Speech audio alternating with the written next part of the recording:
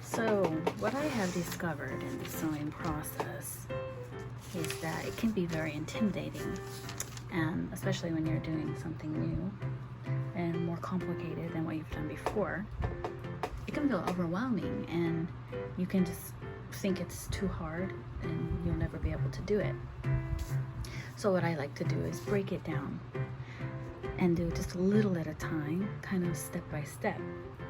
So with my dress that I'm working on today, I just finished tracing the rest of the pattern pieces and cutting them out, and then I just put them in a storage envelope and labeled them, and that's all I did on that project today. And then I'm going to instead work on something easy that I know I can do okay at, even though it's not perfect. This is a Christmas stocking that was very easy to make, and so by doing just a little bit on the very challenging projects where you basically have to learn everything at little at a time, it feels less overwhelming, and you only have one small goal, and then you can do that goal and then put it aside and work on it tomorrow or the next day and do another small goal, and then gradually you can build up and it won't be so overwhelming. So for my small project, I went ahead and made this stocking pattern because I want us to have some Christmas stockings and I want to have made them. So I used a ruler and I traced and kind of made this stocking. It's not perfectly shaped, but it's okay. And then I decided, you know what, I want to put another inch on it, 1/2 inch for seam allowance, and then 1/2 inch so it's bigger. And this is what I came up with. So I've already made one, and I also added this loop here to hang it with. Also, since I'm doing this in the summer, the fabric was very, very cheap and affordable. It was on sale. So if you do in the opposite season, you're gonna get better deals, and it's very pretty. So I will show you how I did this. Obviously it's not perfect. See here I have a loop because it's hard for me to cut straight, and so when I was cutting this section I went a little far in and I ended up getting a bit of a fold there because it wasn't perfect, but I wasn't gonna waste the fabric and throw it away over that. I still think it's quite pretty. The heel I would have liked to have been more rounded, but you know what, I'm okay with it. All in all, I think it's quite pretty, and I will add an embroidery piece up here with our names. So one will be for my husband and one will be for me, and I will do that by hand probably later, either on a different piece of fabric to have some color contrast or directly on here. I'm not sure yet, but for now I'm just going to make the other stocking because again it's really easy. Okay, so the first step of doing this is so simple. You just draw your pattern. You make it. What do you want your stocking to look at? Like, how big do you want it? How long do you want it? This is like where this is the fold part, or the space to fold in, which I didn't fold in that much. But yeah, so you just decide on how big you want it, and you can use rulers. I used a French curve to assist me in certain curvy spots, and then I used just a regular transparent ruler for the rest of it. The transparent ruler is a wonderful invention. I highly recommend it because you can really line it up on top of lines and see where you're at, and you can break down the inch into smaller increments much more easily.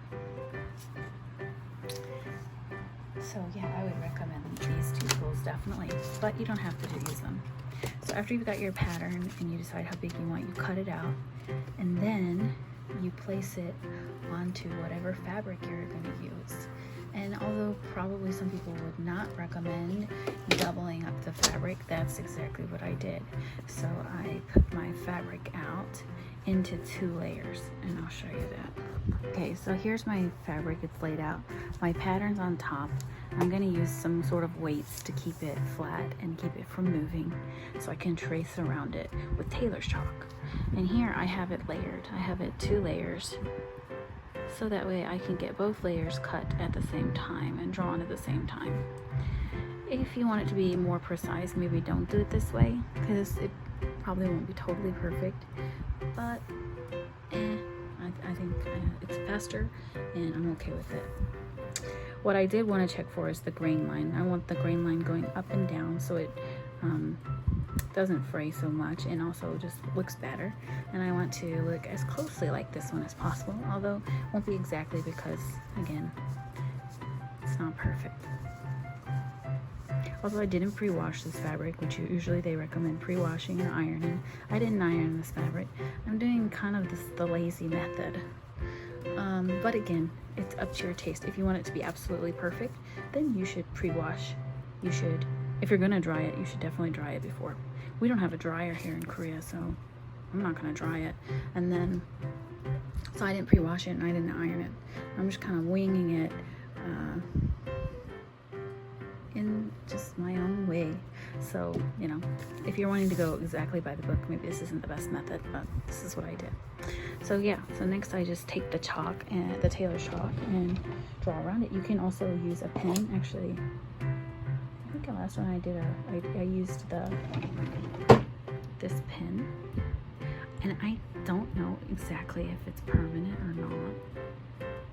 It says to try it, but you know what, I didn't, because I cut mostly on it and I just made a few dashed lines.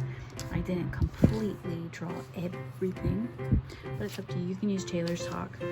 Tailor's chalk will definitely wash out and it's probably better, but I like using this marker if I know I'm definitely going to cut over it or it's not going to be shown. So that's what I'm going to do. I'm just going to trace around it and then cut it out. Okay, I have cut out the stocking.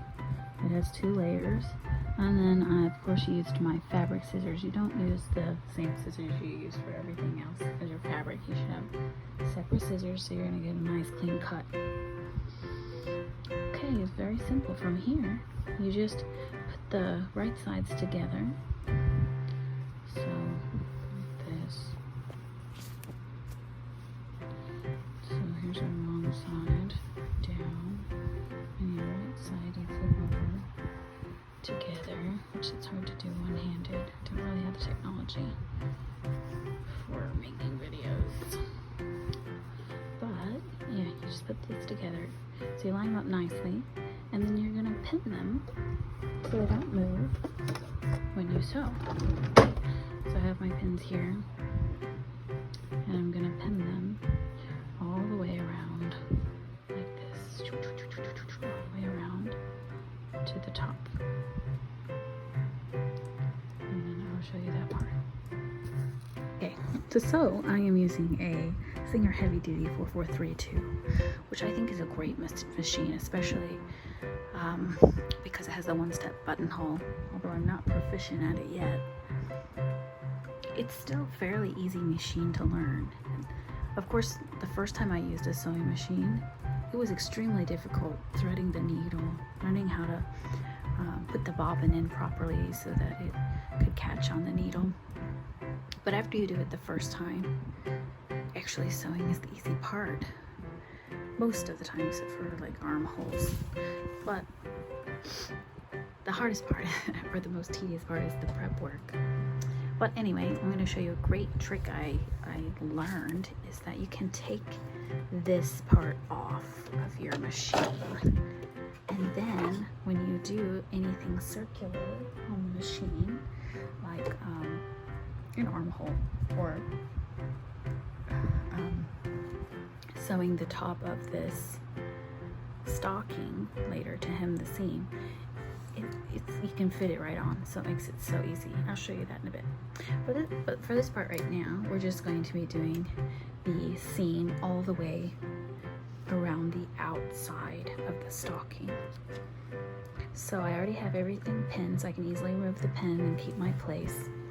The settings I'm going to keep pretty simple. Tension at 3. I'm keeping my needle in the middle. The width at a 3. And the length between a 2 and a 3. And I'm just going to use a plain straightforward, what is called a straight stitch. And I have a lot of options. I could do 3 stitches here, or a thicker stitch, that sort of thing, but I'm not doing that. I'm just doing the straightforward single stitch, and I'm using a white thread, which I might have to, reading my bobbin, it looks like it's almost out, but we'll go as long as we can. Okay, so I can't actually show you the process. I don't have the technology for it, but I'll show you the after effects. Of course, there are lots of tutorials you can find online. So after having stitched around, I need to go back and check. I cut off any stray threads, and then I need to go back and check. And I can see here on this side, I didn't get this part stitched down because I cut them in 2 layers, kind of cheating method. And so my pieces didn't perfectly match. So I need to go back and stitch right along this to make sure that my stocking is perfectly closed. So I'm going to do that, and then I need to finish the seam because I don't have a serger. I need to do it on this same machine. So all I do is I change the dial to the zigzag stitch and go right back around the seam to make sure that that the edges don't fray. So I'll do that and show you. Okay, I had to thread the bobbin again, but after I did that, I went ahead and did the zigzag stitch all the way down. So that's going to keep it from fraying excessively. Now I just need to open it up, see how it matches alongside the other one, and then go ahead and hem this top part and add a place to hang it. Okay, at this point, they don't match perfectly, but pretty darn close. Of course, this part's longer because I still have to hem it in. And I have the curl here again, so I don't know what's happening. Maybe the sharp right angle isn't a good idea. But, I like it. Even though it's a little funny looking because I didn't draw it perfectly. I like it. Of course, they would say you should iron it too if you want to see the exact shape. But lazy girl method, I'm not going to iron it. Now here all I'm going to do is fold it under twice. Like this, all the way around, and pin it. And then sew it. You should iron it, but lazy girl method, I'm not going to iron it. I'm just going to smash it down and then pin it. Just like I did this one. Okay, I'll show you that. So I have pinned my seam down, and roughly I have measured it roughly to the same length as this one so that they'll be similar, though not exactly the same. Now this is what's going to save your life. If you've ever tried hemming and leaving this piece on, it's very hard if something is round. I didn't know until a week or so ago you could actually remove this piece, and then it's gonna sew so easily all the way around this because yay, it's gonna hold the shape. When I was making this one, I was just amazed at how easy it was.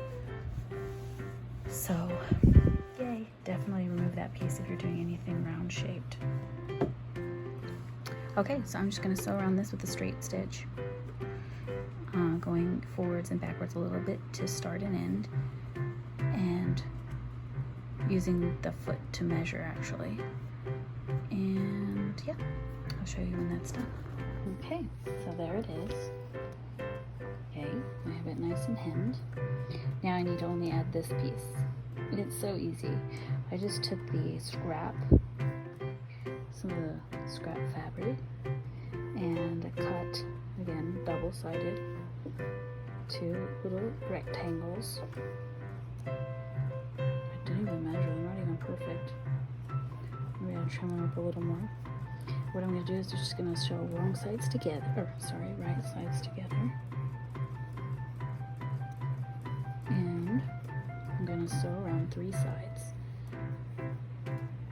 And then I will flip it over and tuck in the other.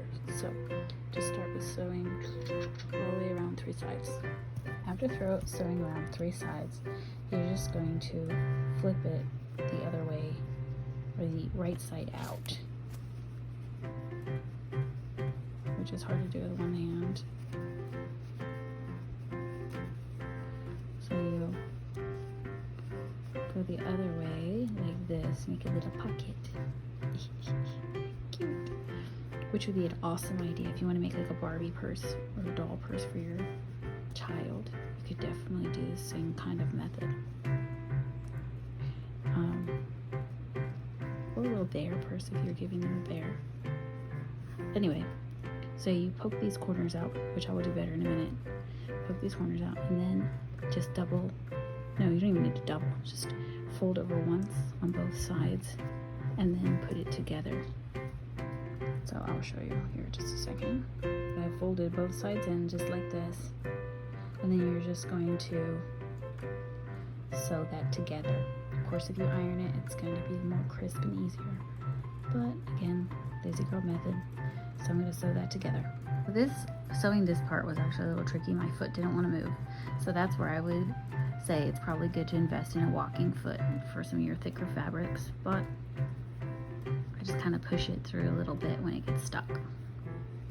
Okay, so this would have been a good place to have done these pieces at the same time so I could have measured, because I didn't measure anything. I literally just cut a piece and went with it.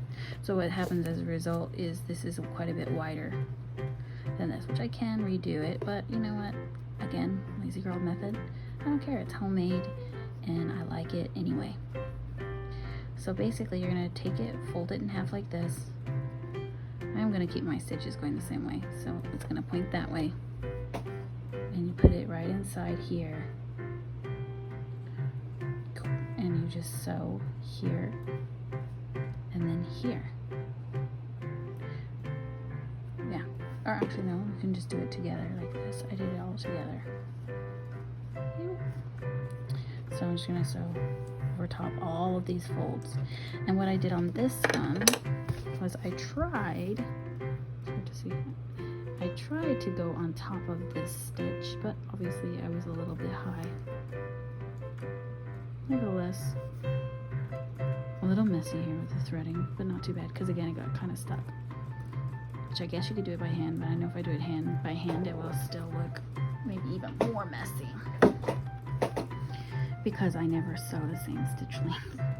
So I will probably just have to push it through because I don't have a walking foot.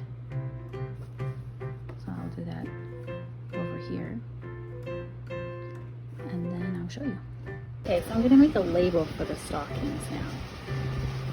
So I can put like a name tag on them. So what I did is I just found a part of the fabric that is a scrap part, and that I think will make a nice clipping where I can put the name. So here I can write a name, and I'm going to do that same size, maybe this section right here for the other name. Now what I want to try to do is I'm going to try to write the name in the white section. So this one's going to be for my husband. His name's a little bit shorter, but I'm going to need a little more space for mine, so I might have to be a bit more over. But it's really easy to do. You find your size, whatever size you want, and you cut it out, and then I just stitched around it, and then I finished the seam basically with a zigzag stitch, and that's that. Of course I could do the other side, but the other side is just more plain.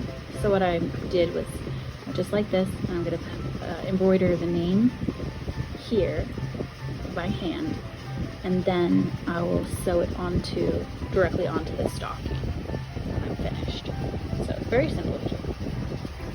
Okay, so now I've got to decide where do I want to put the label on the stocking and which direction do I want the stockings to go when I hang them on. So I've decided the boot is going to go towards the right, and I'm going to put the one with the bigger leaf on my husband's with the bigger loop, and then the smaller looped one with more space because my name is longer.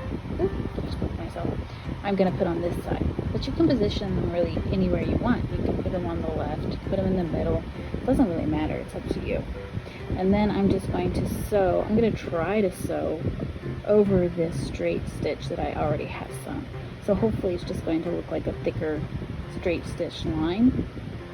But we shall see how well I can do it. Well, the stitching is a little more challenging than I thought. So my letter is definitely crooked here. And I was going to originally go for a J and it ended up being an M because of the angle. It's really not straight, but I'm kind of at a dilemma here. Should I just do Mr. and Mrs. instead of doing names and switch? Or should I continue with MSG, but it doesn't look like there's a lot of room unless I make the S very thin. So, I'm thinking I might just switch to Mr. and Mrs. Although it's a bit impersonal, hard to decide. Okay, so as you can see, I have attempted to embroider my initials here, which ends up looking more like a blob because I tried the original plan. Sorry, I have turmeric on my nails. Turmeric really stings. You can dye with it. So I'm gonna rip this out and redo it because I learned with the second one that if I use a washable pen, I can write in cursive and then I can just embroider around the initials, which looks, I think, much better than this random blob. Also, I really like the little leaf and berry I stitched here much more than the attempt of a leaf and berry that I stitched here. But whatever the case is, I'm gonna leave this one. It's not horrible. And I'm just gonna rip out the letters and do them like I did this one. So it takes some trial and error. And hopefully the more you do it, the better it'll get. But all in all, I mean, it's not perfect, but I'm okay with it. Something else I noticed is the quality of thread. So this thread, I'm not sure the brand. It said embroidery floss, but I'm not as impressed. I think I could get a little bit better quality one because some of my other embroidery thread I like more that I've used before. So I guess the higher the quality thread, the better the embroidery will look later on, especially when you use it, because I have embroidered a cushion and the thread just isn't as high of quality and it's kind of coming apart a bit. So that's something to keep in mind. Okay, so I have redone my initials after I wrote the letters with a pen, and I think it's better than before. It's not perfect by any means, but at least I think it looks like a M and a G compared to the last one. But this one I think is definitely much better. J was so easy.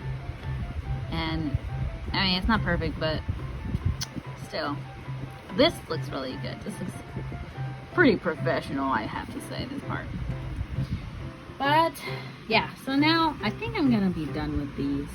I think I'm gonna say good enough. I have to move something so I can show you exactly what it looks like as a whole. Yeah, okay, so I'm not 100% certain yet, but I think I'm gonna be done with this. I think I'm gonna say that's good enough. I've got my stockings, or I do have embroidery thread left, plenty, so I could add some more, like the little, I guess, pine leaves and berries. I could make them bigger to just add some more 3D items in the open spaces. I don't know. So actually what I'm going to do for now is I'm going to just set these aside. Christmas is a long way off anyway, right? So I'm just going to set them aside, or I'll just put them in my embroidery basket with my embroidery floss. And maybe if I feel like I'm in the mood to actually do that later, then I will do it. But for now, I'm going to be done with these, and I'm going to go back to the dress project because I have all my pieces cut out, and so I'm going to start piecing it together. Yeah. So we'll see if I come back to this or not.